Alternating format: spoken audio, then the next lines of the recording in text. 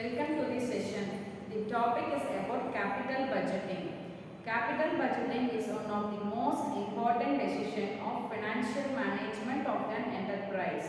The decision of financial management is divided into four categories. First is financing decision, second is investment decision, third is dividend decision, and fourth is liquidity decision.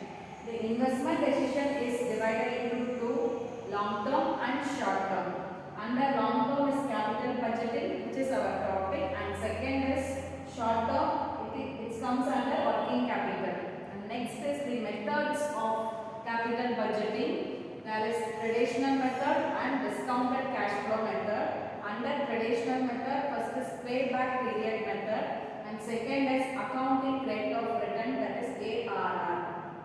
Under discounted cash flow technique, first one is net present value method, that is NPV, and second is internal rate of return, that is IRR, and last is profitability index, that is PI. The formula to calculate first the payback period method is the initial investment divided by average annual earnings. So the payback period method means the time taken to get back its original investment. So the selection criteria for payback period method is lesser payback period should be accepted. And second, accounting rate of return, that is ARR. The formula to calculate this is average annual earnings divided by average investment into 100. The selection criteria for accounting rate of return is the higher return should be accepted.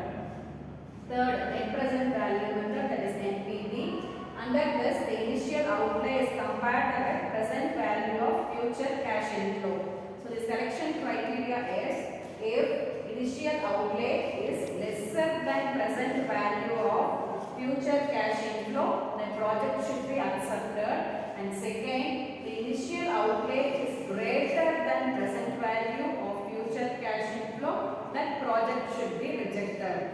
Second, internal rate of return. Under this, if internal rate of return is greater than required rate of return, that project should be accepted.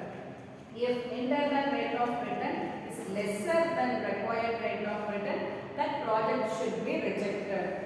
And last is profitability index. Under this, the cash inflow is compared with cash outflow.